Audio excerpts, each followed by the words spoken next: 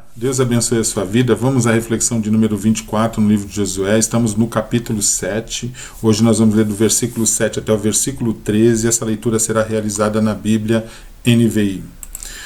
Disse então Josué: soberano Senhor, por que fizesse esse povo atravessar o Jordão? Foi para nos entregar nas mãos dos amorreus e nos destruir? Antes nos contentássemos em continuar do outro lado do Jordão.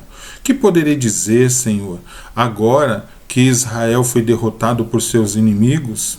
Os cananeus e os demais habitantes desta terra saberão disso. Nos cercarão e eliminarão nosso nome da terra.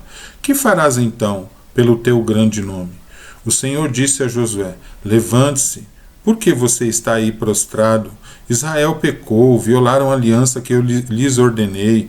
Eles se apossaram de coisas consagradas, roubaram-nas, esconderam-nas e as colocaram junto de seus bens. Por isso os israelitas não conseguem resistir aos inimigos. Fogem deles porque se tornaram merecedores da sua destruição. Não estarei mais com vocês, se não destruírem do meio de vocês o que foi consagrado à destruição. Vá, santifique o povo, diga-lhes: santifiquem-se para amanhã, pois assim diz o Senhor, o Deus de Israel: há coisas consagradas à destruição no meio de vocês, ó Israel. Vocês não conseguirão resistir aos seus inimigos enquanto não as retirarem. Glória a Deus pela leitura da sua palavra. Amém? Nós estamos aqui no capítulo 7, como já foi dito nas reflexões anteriores, é um capítulo que trata muito desse cenário do pecado, e hoje nós vamos falar um pouquinho da consequência desse pecado, né? No sentido da busca no Senhor, né? No sentido de querer tratar esse pecado. Então, a leitura realizada hoje, ela trata do momento que Josué então vai para a presença do Senhor, se humilha, né? Começa a orar ao Senhor, e nós vimos aí nos primeiros versículos que lemos, Josué, de uma forma até como se estivesse justificando, né? Começa a colocar cenários diante de Deus, até colocar a questão do nome de Deus, como fica o seu nome agora diante deles, depois de sermos derrotados, né? Ficou desejando que o povo nem tivesse passado o Jordão, como nós lemos, era melhor ter ficado do outro lado. Então nós estamos vendo uma gritaria da parte de Josué na leitura aí desses versículos, e depois, diante dessa gritaria toda, vem o Senhor e diz: olha, por que você está prostrado aí? Levante-se, né? E o Senhor começa então a falar com Josué, e relata a ele então que existe pecado no meio do povo, e ele não fala especificamente de uma pessoa, que Deus fala diretamente, né? Ele coloca o pecado para a nação de Israel, e fala que o Senhor não vai permanecer no meio deles, e eles estão perdendo batalha porque tem esse pecado. Enquanto não for eliminado, as coisas não vão melhorar. Termina então a nossa leitura hoje no versículo 13, quando o Senhor dá uma ordem a Josué: olha, vai lá, fala para o povo se santificar hoje, né, porque amanhã esse problema precisa ser resolvido, né, e não vai melhorar nenhuma situação de vocês enquanto esse pecado não for retirado, né. Então, diante desse cenário todo, né, Josué se colocando aí na presença do Senhor, entendendo agora, começando a entender o motivo aí da derrota, né? E como nós já estamos falando dessa questão do pecado, agora nós estamos tratando do momento em que o pecado, ele sufoca tanto a vida da pessoa, ele comprime tanto as nossas vidas, nos limita tanto, ao ponto de chegarmos e termos que buscar o Senhor, né? O que é triste aqui, nesse contexto, é que essa busca a Deus deveria ter sido em outro momento, como foi relatado aí na reflexão anterior, né? Se Josué tivesse buscado o Senhor antes da batalha de Ai, quem sabe Deus não teria revelado tudo a ele, né? Mas também houve a soberba da parte de Josué, né? E querer achar que já pode fazer tudo, e foi já, né, enviando os homens conforme os espias lhe disseram: nem manda tudo, manda só uma parte. Nós vamos vendo Josué caminhar numa certa independência, né? E aqui eu já quero trazer a primeira reflexão, né, trazendo para os nossos dias, para as nossas vidas, para a nossa edificação, né, sobre essa independência. Isso é um perigo, né? Quando nós achamos que podemos fazer as coisas sozinhos. E quando nós estamos com isso na nossa estrutura, na nossa mente, no movimento da nossa vida, quando nós estamos diante dessa filosofia de vida, né, dessa independência de Deus, algumas coisas ficam bem características, né? Elas ficam bem expostas. Por exemplo, a pessoa deixa de orar pelo alimento, a pessoa não ora antes de sair de casa, não agradece a Deus quando volta, não agradece a Deus pelo dia, não tem oração no final do dia para agradecer por tudo que o Senhor concedeu. É uma forma de nós não reconhecermos Deus, né? A gente tem isso até na mente, fala, não, Deus sabe que eu sei que foi Ele que preparou todas as coisas, mas nós precisamos buscar o Senhor. Josué sabia que Deus estava no meio do povo, mesmo assim perdeu a batalha. Então, a importância de nós entrarmos sempre na presença do Senhor, entregarmos todo o nosso caminho a Ele, confiarmos nele, é o que nos garante a vitória. Então, essa independência é algo que nós temos que vigiar todos os dias para não entrarmos nisso. E aí fica essa dica para você. Você ora antes de comer, você ora antes de dormir, você ora quando levanta. A primeira coisa do dia é buscar a presença do Senhor, entregar na mão dele os caminhos, que o Senhor, Senhor, me leva para a escola, que eu possa ter um bom dia de aula, que eu possa aprender, crescer, me ajuda a ter o melhor comportamento. O Senhor me leva para o trabalho, esse trânsito lá fora é uma violência tremenda, me guarda, porque o Senhor é o único que pode nos guardar, nos torna invisíveis diante do mal, né, de todos os ladrões, assassinos, salteadores, toda espécie de mau alimento. Nós temos que diariamente colocar nossa vida no Senhor, né? E não termos essa independência como muitos têm, e como Josué aqui se apresentou diante de Deus nesse cenário da batalha de Ai, né? Então fica esse alerta, fica essa primeira reflexão aí, que você não venha viver uma vida independente do Senhor, que você possa ser dependente de Deus, né? Que a sua suficiência, você sabe disso, a nossa suficiência é o Senhor, né? Nós somos insuficientes, o Senhor é a nossa suficiência, nele nós somos mais que vencedores, e glória a Deus por isso. Amém? Nós vamos ver esse contexto aí. A outra coisa é quando Josué ele entra na oração. O cenário de oração, e aqui eu quero já deixar um outro princípio importante, ele é um lugar de rendição. Oração é um lugar para se render a Deus, até porque a Bíblia, quando fala da oração, primeiro ela diz que nós devemos viver uma vida de oração, né? Orai sem cessar. A minha casa será chamada para sempre casa de oração. Então, a oração é uma base que tem que estar na vida do cristão, é uma base diária, é um pilar diário, é um cenário diário, né? É uma parte diária da nossa vida, a oração e o clamor. Mas muitas pessoas, elas podem cair numa parte que a Bíblia nos ensina. Pediu, mas não recebeu porque pediu mal. Então, existem orações que Deus não responde, que não chegam até a presença do Senhor, né? Não são respondidas por Deus, não saem do teto da casa, não saem do teto da igreja. Por outro lado, tem orações que são respondidas. Se esse povo clamar a mim, se arrepender dos seus maus pecados, né? E ali o Senhor começa a dar uma série de regras para que a oração seja recebida, a oração seja uma oração eficaz, né? Então existem orações que não são respondidas e orações são respondidas. Isso depende de como você se coloca diante de Deus, porque a palavra do Senhor diz que nos ensina que existe uma oração que chama a atenção de Deus, que move a mão forte do Senhor. Então nós precisamos aprender isso, entender isso. E aqui nós vamos ter já um indicativo disso, nós já vamos ter um aprendizado disso nesse texto que nós acabamos de ler. Então esse primeiro momento eu quero deixar para vocês essa reflexão, né? Que você entenda que oração é lugar de se render a Deus, não é lugar de você chegar lá e ficar, ainda que você pode, a palavra nos dê isso, né? Lança sobre mim toda a vossa ansiedade. É muito comum a gente chegar chorando, gritando, como Josué fez, né? Mas o Senhor conhece o nosso coração. Temos que ter mais fé, buscar um aumento de fé nas nossas vidas, confiar no Senhor, porque quando a gente chega na oração, a primeira coisa que o Senhor está esperando é que nós adoremos ao Senhor. Olha o Salmo 100, né? Entre na presença do Senhor com salmos, hinos, cânticos. O Senhor quer que sempre nós chegamos diante dele com gratidão, com temor, com reverência, amém? Com submissão, com rendição. Isso é muito importante, né? E aqui nós vemos Josué, então, fazendo uma série de acusações, uma série de gritarias, tudo. E aí, nesse determinado momento, Deus pede para que ele pare. E até questiona ele, por que você está aí dobrado no chão orando? Por que você está aí dessa forma? Enquanto a palavra nos diz que devemos orar sem cessar, nós estamos vendo um texto aqui onde Deus pede para Josué parar de orar. E aqui nós vamos encontrar um outro ponto muito importante e uma reflexão muito importante para as nossas vidas. Quando nós entramos na oração, né, temos que tirar a sandália dos nossos pés, né?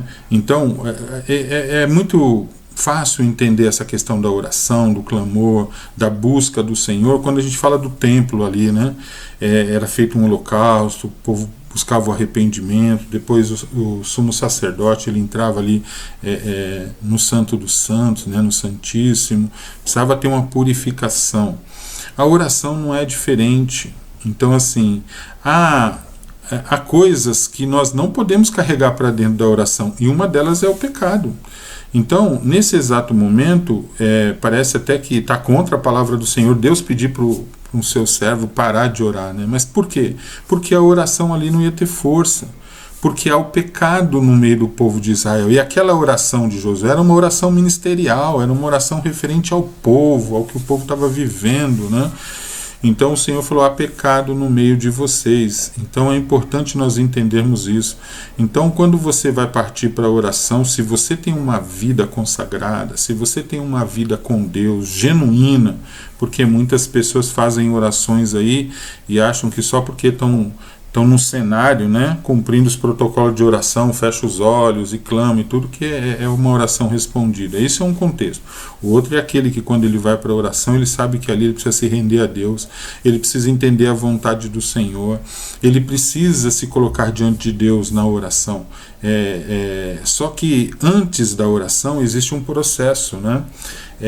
Lá em Romanos capítulo 12, a palavra do Senhor nos diz assim, bem no início ali, versículo 1, 2, 3, fala assim: apresentai-vos a Deus. Olha só, apresentai-vos a Deus. É o momento da entrada na presença do Senhor, como um sacrifício vivo, santo e agradável a Deus. Então, primeiro você tem que ter vida para entrar na presença do Senhor. Santo, santidade, isento de pecado.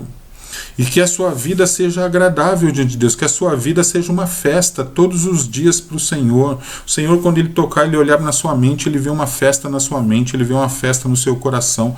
Que as suas mãos sejam festas para o Senhor, para que você possa levantá-las. E quando fala de levantar a mão para orar, é sem ira e sem contenda, levantando mãos santas, sem ira e sem contenda. Olha como que a oração, ele não é só um cenário agora de rendição, nós estamos indo agora para um outro momento, é também um lugar santo, quando a sua oração é uma oração viva, quando a sua oração é uma oração eficaz, quando você é um justo diante do Senhor, não que você seja um crente ou que você... Isso são coisas religiosas, estou falando daquele personagem que a Bíblia chama de justo, que é aquela pessoa, o justo é aquele que a casa permanece para sempre, o justo é aquele que a oração do justo pode muito em seus efeitos. Então o que é o justo? É uma pessoa que é agradável a Deus, né? Então nós vemos isso lá na carta de Romanos capítulo 12. Quando você entra para a presença do Senhor, o cristão comprometido, a pessoa que é comprometida com Deus, ele leva em consideração todas essas coisas. E Josué estava tão perdidão que ele entra ali e começa aquela gritaria toda, e Deus manda ele parar e fala: tem pecado no meio de vocês. Então, ele conhecia Deus, ele sabia que Deus é um Deus santo e que havia algo a ser descoberto. Então, essa não é uma forma muito boa de se entrar na presença do Senhor, mas fica essa reflexão para você aqui.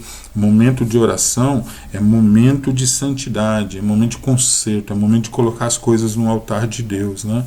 E eu quero fechar essa reflexão de hoje com o versículo 13, quando o Senhor está falando para ele que existe pecado, que esse pecado precisa ser eliminado. O Senhor dá uma ordem a Josué: vai lá para o meio do povo, fala para eles se santificarem hoje, né? E que amanhã, né, Deus ia dar todo o processo para ele poder encontrar o culpado, e aí Deus esperava que eles tomassem uma atitude para eliminar o pecado, né? Então isso é muito importante. Então, uma das coisas que eu quero deixar aqui como uma reflexão final é essa questão da santificação. Amados, nós temos que sondar as nossas vidas diariamente. Então, olha só, pegando desde o primeiro princípio que nós vimos hoje, se de repente eu já estou caminhando, eu já levanto, saio de casa, vou para a escola, vou para o trabalho, vou para os meus afazeres, para as coisas, e já não oro a Deus, eu estou vivendo uma vida de independência, já é soberba. E isso me coloca contra Deus, isso me coloca num caminho de destruição, mesmo eu estando dentro de uma igreja, ou indo nos cultos 2, 3 vezes por semana, mesmo eu tendo todo aquele ritual de participo da ceia, dou dízimo, dou oferta. Isso são só cenários religiosos. Eu estou falando aqui o que relata ali Romanos capítulo 12, apresentai-vos ao Senhor como sacrifício vivo, santo e agradável a Deus todos os dias. Então, é importante nós entendermos isso, que nós precisamos dessa santificação. Então, quando nós estamos num momento de perda, de destruição, ou quando nós estamos vendo tudo desmoronando ao nosso redor, se você ainda não buscou o Senhor, busque ao Senhor. Mas busque ao Senhor não colocando o cenário todo. Deus espera algo de quem o busca primeiro. Que Deus encontre em você um coração de rendição, um adorador que se derreta aos pés do Senhor, que você tenha uma vida quebrantada diante do Senhor e que você clame a Deus, mas não nesse sentido, como Josué colocou, mas no sentido de dizer: Senhor, olha, eu não sei o que está acontecendo, me perdoa se é pecado, me faz entender, e busca a misericórdia, o amor de Deus. Coloca-se diante do Senhor de uma forma agradável, é santo e agradável a Deus, como um sacrifício vivo, santo e agradável ao Senhor. E aí, dessa forma, eu tenho certeza que Deus vai começar a revelar o pecado. Se há trevas em alguma das áreas da sua vida, Deus vai revelar isso a você. Mas é importante nós entendermos isso. Precisamos nos santificar para que as coisas do Senhor aconteçam. Então, as áreas que estão desmoronando em torno da sua vida, comece a buscar essa santificação, porque foi a primeira ordem que Deus deu a Josué. Pede para o povo se santificar. Depois dessa santificação, vai começar uma triagem aí para encontrar o pecado. E às vezes nós estamos em pecado e nem nós mesmos sabemos. Às vezes você está cometendo um pecado, às vezes na atitude, no pensamento, nos olhos, no coração, não sei. E você também não sabe. Mas Deus pode revelar isso a você, se você estiver buscando essa santificação. Então, santificai-vos, busque essa vida com o Senhor. E aí nós terminamos aqui essa leitura, essa parte aí, esse corte aí do capítulo 7, onde nós estamos vendo que o pecado ele traz muitos danos. E eu só queria encerrar dizendo um ponto importante. O pecado é o pecado de Acã, mas veja, quem está sofrendo é Israel. E quando Deus fala com Josué, ele não fala Acã, ele fala Israel. Então, uma coisa para você entender também, que fica como um princípio, é uma reflexão, é que os nossos pecados afetam as outras pessoas. Não, mas afeta, amados. Às vezes a gente pensa que não, meu pecado é problema meu, é isso, aquilo, mas afeta todo mundo que está ao teu redor. Uma pessoa que está em casa, que está envolvido com drogas, bebida, pode ver como a família sofre. Pode ver quando tem alguém em casa que está no caminho torto, num caminho distante de Deus, como toda a família sofre, chora por isso, por esse erro de um, de dois. Então assim também acontece na igreja, assim acontece em todos os grupos que pertencemos. Então o pecado ele pode ser individual, pode ser seu, mas o dano do pecado ele acaba sendo coletivo, ele alcança outras pessoas, e o texto deixa isso muito claro. Deus trata o pecado como não de Acã, mas o pecado do povo de Israel. Deus não manda que Josué se santifique para achar o problema que era Acã. Ele fala para Israel se santificar, para que o pecado saia do meio dele.